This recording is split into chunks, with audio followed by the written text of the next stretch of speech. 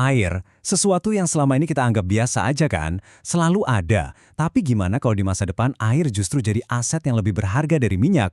Yuk kita bedah bareng-bareng gimana sumber kehidupan ini pelan-pelan diubah jadi mesin pencari untung dan bagi sebagian orang jadi pemicu perang akhir zaman. Ribuan tahun lamanya, air itu ya anugerah suci, hak semua orang. Tapi sekarang, semua itu lagi diubah. Air sedang ditransformasi jadi aset finansial. Para miliarder dan korporasi raksasa sedang merancang sebuah masa depan di mana kelangkaan air justru jadi sebuah peluang bisnis yang luar biasa. Momen kuncinya itu tahun 2020. Waktu itu, untuk pertama kalinya dalam sejarah, air diperdagangkan di bursa berjangka Chicago. Iya, beneran. Diperlakukan sama persis kayak gandum, minyak, atau emas. Kelihatannya sepele ya, cuma di atas kertas. Tapi ini mengubah cara manusia memandang air selamanya. Dan ini bukan cuma omong kosong buat nakut-nakutin loh. PBB dan Bank Dunia sendiri sudah kasih prediksi. Katanya di tahun 2030, itu nggak lama lagi loh, dunia kita bakal menghadapi defisit air global sebesar 40%. Artinya kebutuhan kita bakal jauh lebih besar daripada air yang tersedia. Jadi ini dia inti masalahnya. Ada pergeseran cara pandang yang fundamental banget. Dari yang tadinya kita lihat air sebagai anugerah, hak kita semua, milik bersama, sekarang jadi aset. Sesuatu yang punya harga, bisa dikontrol, dan yang paling penting, bisa jadi ladang cuan. Nah, ceritanya makin rumit karena ada revolusi senyap yang mempercepat krisis ini, kecerdasan buatan atau AI. Kelihatannya kan canggih, bersih, digital gitu ya. Tapi di balik layarnya, AI ini haus banget. Dia menelan air kayak monster yang nggak pernah kenyang. Coba bayangin deh, satu pertanyaan simpel yang Anda ketik ke chatbot itu, ternyata bikin sekitar setengah liter air murni menguap. Buat apa? Cuma buat mendinginkan server-server raksasa yang lagi mikir. Air di dunia nyata disedot habis-habisan buat mesin-mesin yang nggak pernah tidur. Kutipan ini kan, ngeri banget ya. Dan ini menggarisbawahi kalau krisis ini bukan lagi soal kekurangan air doang. Ini soal potensi konflik. Ketika sumber daya paling dasar buat hidup jadi rebutan, ya, ujung-ujungnya bisa jadi perang. Dan bagi sebagian orang, perang ini bukanlah perang biasa. Jadi, siapa aja sih yang diam-diam udah siap-siap buat mengambil untung dari krisis air global ini? Oke, mari kita lihat beberapa pemain utamanya. Pemainnya ini kelas kakap semua. Mulai dari pasangan miliarder yang ngontrol salah satu bank air bawah tanah terbesar di California, sampai seorang Bill Gates yang ternyata jadi pemilik lahan pertanian swasta terbesar di Amerika, yang artinya dia juga ngontrol hak atas air di bawah tanahnya.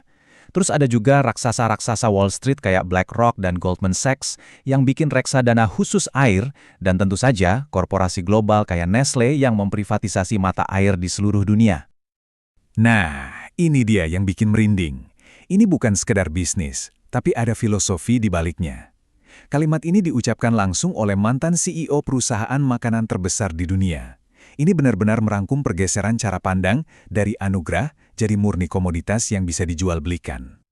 Dan ini bukan cuma teori loh, dampaknya nyata. Di Pakistan, warga lokal terpaksa beli air kemasan karena sumur mereka kering di dekat pabrik.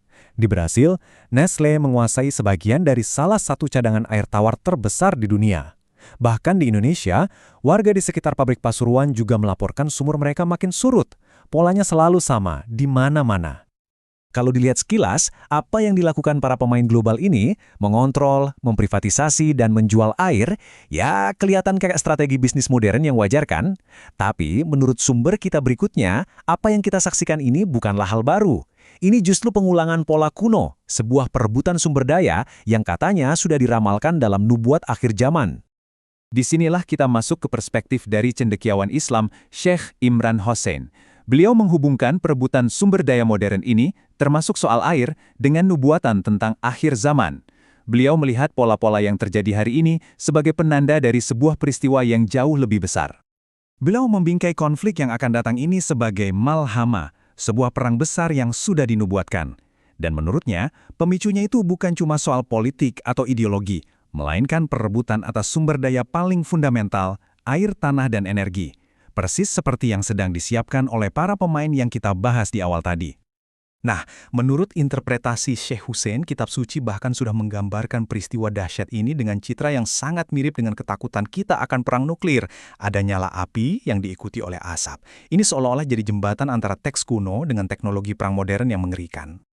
Dalam pandangan ini, perang besar atau malhama ini akan terjadi antara dua kekuatan raksasa yang, ironisnya, berbagi akar agama yang sama. Jadi, ini bukan konflik antara peradaban yang benar-benar berbeda, tapi justru perpecahan di dalam satu tradisi besar.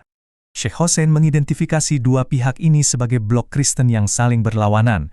Di satu sisi, ada dunia barat yang ia sebut syarat dosa dan dipimpin oleh aliansi Zionis Yudeo-Kristen. Di sisi lain, ada dunia Kristen Ortodoks yang bangkit kembali, dengan Rusia sebagai pemimpinnya. Perbedaan utamanya, menurut beliau, adalah agenda barat yang sekuler dan imperialis versus identitas Ortodoks yang sangat religius dan menolak apa yang mereka sebut penistaan dari barat. Lalu siapa yang akan menang? Nah, sumber ini berargumen kalau kitab suci sudah memberikan petunjuk. Dengan menafsirkan ayat-ayat tentang kemenangan Rum dan pengikut sejati Isa, Sheikh Hussein menyimpulkan bahwa blok Ortodokslah yang pada akhirnya akan keluar sebagai pemenang dalam konflik akhir zaman ini dengan bantuan ilahi. Jadi kita balik lagi ke pertanyaan awal, air itu anugerah atau aset? Perebutan air yang kita lihat hari ini ternyata bukan lagi sekedar masalah ekonomi.